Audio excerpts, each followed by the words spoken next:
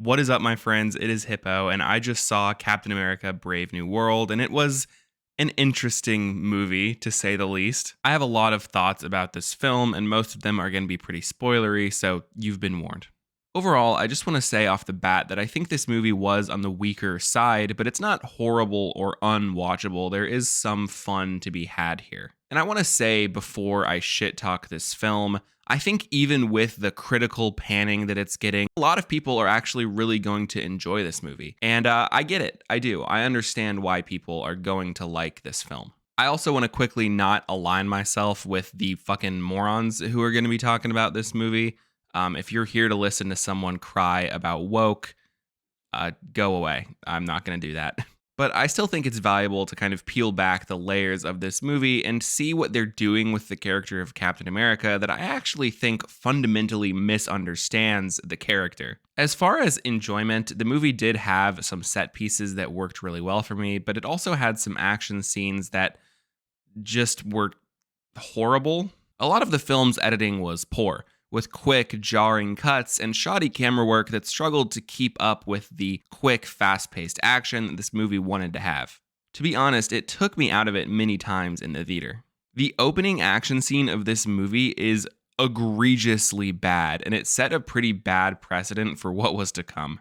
That being said, honestly, the movie mostly looked good throughout, not in terms of editing, but in terms of the color. It certainly had its bland moments, but for the most part, I would actually say this doesn't really look like an MCU movie. You can see what's going on at night. The sun shines throughout in scenes actually basking our characters in yellow. You can see their sweat dripping down their foreheads, and there's a lot of scenes that are fully colored in red or blue that really work to set the tone for the film. It's a low bar, but I do appreciate the fact that this movie really doesn't fall into that bland gray sludge trap that most MCU movies do. That nanotech helmet was ass, though. Barring some bad dialogue, shaky CGI, and horrible editing, I also actually enjoyed myself watching the Red Hulk fight scene and the Celestial set piece. Sam as Captain America uses a lot of the tools that he has at his disposal in very creative ways that I enjoyed.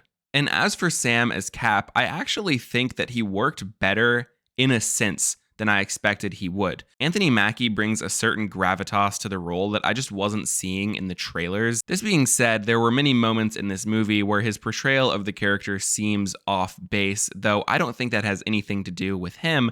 I think that all lies within the script. There's like a lot of news reports in this movie, yet they never show like a Fox News host going like, Captain America, I'm not calling him that. That's Falcon. He's a woke DEI hire.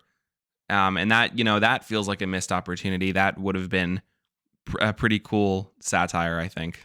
As for the other characters, I didn't really care for Joaquin Torres in this film. To be honest, he's kind of annoying. He exists solely within the movie to like deliver those jokes that kind of ruin tension that is trademark for the MCU. He has some pretty egregious ones. Like there's one in the beginning of the movie after his like first action moment where he's just like, no, nobody saw that, and it's like really bad. Damn, nobody saw that. And then there's this other one during the like Celestial set piece where it's like a high tension moment, and Sam says something important to him that he should probably acknowledge, and then he just goes like, after this, you got to teach me your moves, and I kind of sighed. That being said, though, that also really isn't on Danny Ramirez. I think they're just writing the character insufferably, and he's doing the best with what he's being given, which isn't much. As for the villains, I'll get into that a little bit later, but I don't really have anything to say about Giancarlo Esposito's Sidewinder. He's just kind of a nothing character, a hired gun, and both of the action scenes involving him are horrible. Plot-wise, this movie is incredibly reliant on the Incredible Hulk in a way that is kind of egregious, but it also borrows a lot from the ideas and imagery of the last few Captain America movies. The scene where they infiltrate the base and then finally meet the leader really echoes the scene where Captain America and Black Widow meet Arnim Zola after storming his base in The Winter Soldier. There's lots of plain clothes driving around after they have to get off grid because of the dire situation that they're in, and that echoes The Winter Soldier as well. Isaiah Bradley's conflict is literally just the exact same conflict that Bucky and Cap had in Captain America Civil War. The hospital scene where Sam goes to visit Joaquin after the Celestial battle echoes the hospital scene where Cap goes to visit Nick Fury. And it looks like it's shot exactly the same. It had to have been intentional. There was an unquestionable intentionality in trying to remind you of these things from the past Captain America movies. And visually, they succeed, but thematically and character-wise, I think they fundamentally misunderstand what made those moments work, whereas they don't really land the same here. For example, the hospital scene is Joaquin Torres, not Nick Fury. The thing is, though, that Nick Fury ending up in the hospital really advances the plot in a pretty severe way, kind of illustrating how dire this situation actually is, how even that person that you thought you couldn't trust because they were involved, that they were all powerful, also has no clue what's going on, is also in danger. It puts Cap into overdrive. Well, as here, Joaquin Torres exiting the narrative of the film literally does nothing. Joaquin Torres makes no effect on the plot at any point in this movie. Like, he has a few moments where he hacks open a door, but narratively, he provides nothing to the film, and he doesn't have a character arc. Speaking of characters doing nothing, way too much of this movie is about the Incredible Hulk. It's actually kind of ridiculous. I saw jokes about it online leading up, and I knew it would kind of be like that because it's Thunderbolt Ross and the leader is going to be in it. But it is ridiculous how this movie is straight up just a sequel to The Incredible Hulk. You could not appreciate the antagonist of this film, really either of them, but all of the emotional beats for Thunderbolt Ross are completely reliant on what happened in The Incredible Hulk and his relationship with Betty. I will say, though, Harrison Ford is good in this role. I think you needed his competence of acting to pull some of these scenes off, or they would come off as silly or disingenuous, but he is able to avoid that trap, and so it's good that they were able to get him for this. I liked the Isaiah Bradley character in this film. I forgot to say that earlier, but I think he works well. Also, that limo scene in the beginning where Isaiah, Sam, and Joaquin are all going to the White House is actually maybe my favorite scene in the movie. It's the only time the characters feel like they have natural chemistry and these are just friends hanging out, and I really appreciated that levity. It's sorely missing from the rest of the film, though. The scene of Isaiah getting arrested and having to go back in works really well emotionally, but I do think you need to have seen Falcon and the Winter Soldier for that to hit as hard as it did for me. Even so, the imagery of his arrest is very obviously pointed towards modern police brutality and unfair treatment of Black Americans, though they don't really explore that concept any further after this scene. It's mostly just a one-off moment. Now, that brings us into, I guess, the bulk of this video, which is the political stuff, which is non-committal, half-baked, and at times completely ridiculous. And the character that really sets off that tone is Ruth. The fact that they didn't include Elijah from Falcon and the Winter Soldier, of which this is a direct sequel, Sharon Carter, Bucky, or Hulk in this film is insane. More insane is to forego all of that for an X-Men character who is so irrelevant in the comics. She has 4 appearances or something, I think. And one of her stories is her learning that a Palestinian child's life has value. Learning that as an adult. It takes any level of political seriousness this movie could have and throws it out of the window. Frankly, it is insulting that this character and this actress are in this film. But considering that this movie is acting as US military propaganda, I guess I can't say that I'm surprised. All right, guys. Today, I'm about to jump out a plane. We are on the legendary C-130. All right, we wanted to make it official. So, thanks so much. Hold on right here. I'm going to put it on you. If you don't know, the actress who portrays Ruth was medically exempt from participating in the Israeli Defense Force, but she opted to enlist anyways. It is such a wicked irony for the Captain America movies to start, and really the Captain America character to start on that message of punching the Nazis, of not tolerating fascism, to now include a character and an actress who are a willing participant in a genocide. But even beyond that, the actress just is not that great. She can't deliver lines. Even if I thought she was a wonderful person, she really just isn't even a great actress. I have no clue what the fuck is going on here. She's in this movie a good amount, too. Reportedly, a big chunk of the reshoots involved lessening how much her character was in the film. And while I do think that's true, because there's one scene where you can see her comic book suit, like her superhero outfit, but it's just like while they're walking in a hallway, and then you never see the suit again, and she's just like reaction shots for the rest of the movie. But mind you, she never leaves the narrative. Once she shows up in the first 20 minutes of the movie, she is in the rest of the movie a sizable amount. I've seen people online saying like, no, she really wasn't in it that much. Now that I've seen it, what the hell are you talking about? She is in this movie. And the movie ends on Isaiah Bradley becoming good friends with her. Are you kidding me, dude? President Ross, I need you to send $600 billion to Israel. I was already going to do that. Does she ruin the movie completely? No. But the rest of the political messaging certainly does. So now we have to talk about President Ross. Now, there are certain moments I like. Right before Ross turns into Red Hulk, he's like, you tell me what I can't do to a staffer or like his assistant or something. And I like that. I think that a president would probably have that level of ego. Yeah, that makes sense. But Ross is a horrible person. He has been a horrible person since the first year that the MCU existed in 2008, hunting down the Hulk, being a horrible father, and trying to use people. He uses the leader for, 16 years to pursue power in politics while lying to him about his intentions and then pulling out the rug from under him and breaking his promise to free him from prison. In the final fight scene, he destroys the White House, and the only thing I could sit there thinking was, this movie really should end with a fast forward to him getting reelected. That would be interesting political commentary. Maybe. Like that would also be some cool satire. That's kind of a missed opportunity, don't you think? Whatever. Nonetheless, he's very clearly an allegory for a certain man. An orange man. He gets angry and he has a controversial past and he does things that a normal politician probably wouldn't do in his situations.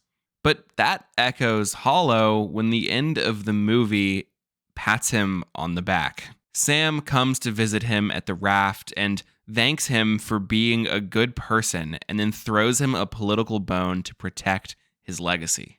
And then he's able to reconcile with his daughter.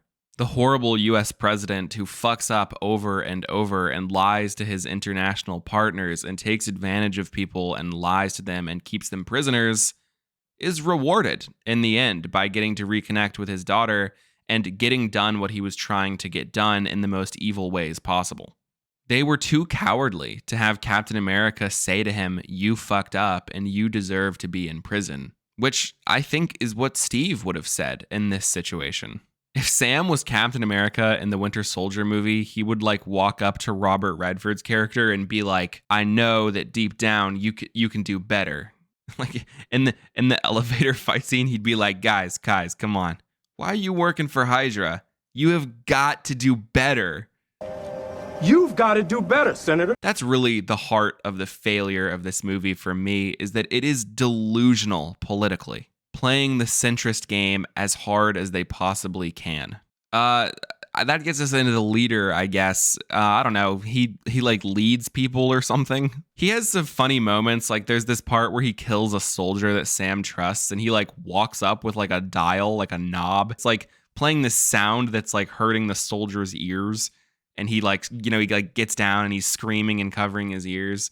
And it's supposed to be really intense, but the way they shoot it, it's just just kind of funny. And then the leader is just standing there and he says some shit like, I would say that I don't take any pleasure in killing you, but that would be a lie. And he's just fucking setting a timer. It's so funny.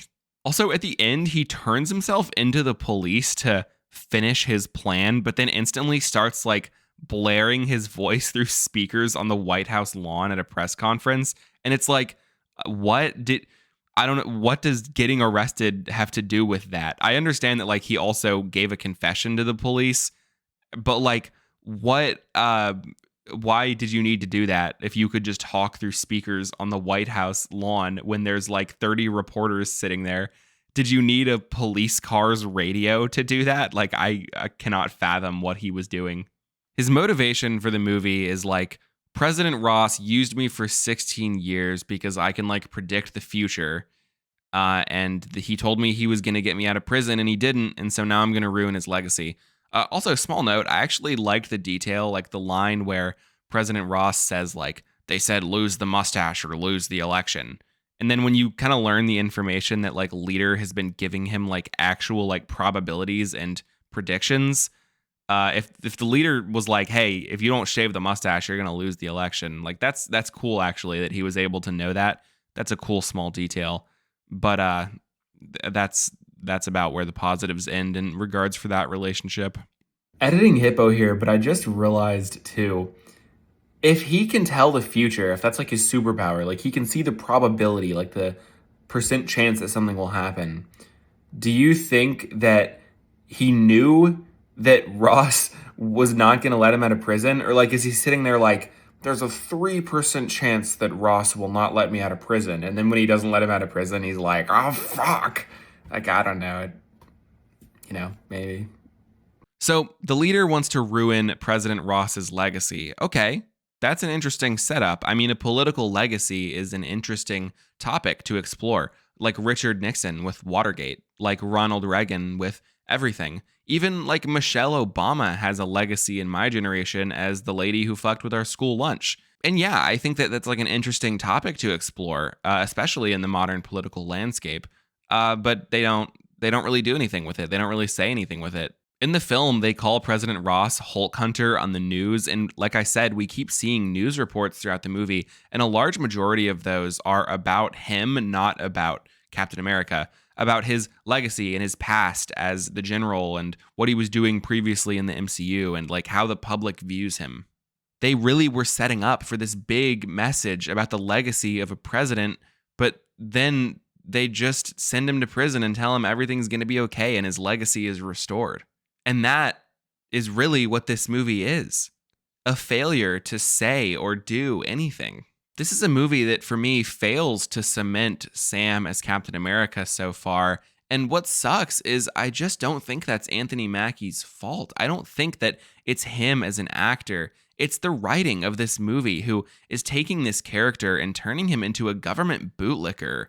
I don't think that if Steve was in this movie, the plot would have gone similarly at all. I don't think he would have tolerated what Ross was doing for as long as he did.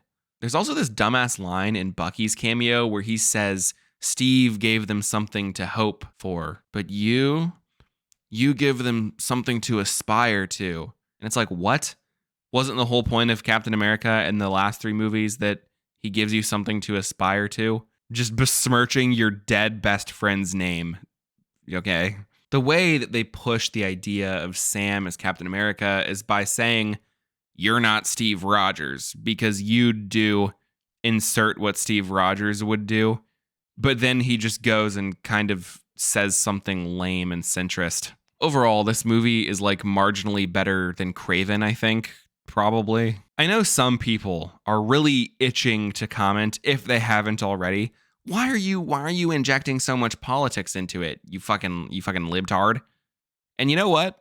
For the first time in your stupid numbskull life, you might be right. This might be the most perfect non-political corporate movie ever. A movie featuring the U.S. military, the actions of the U.S. president in relation to international partners, the reality of being a black man in America, what a political legacy means, and what the pursuit of political power can do to a person and their humanity.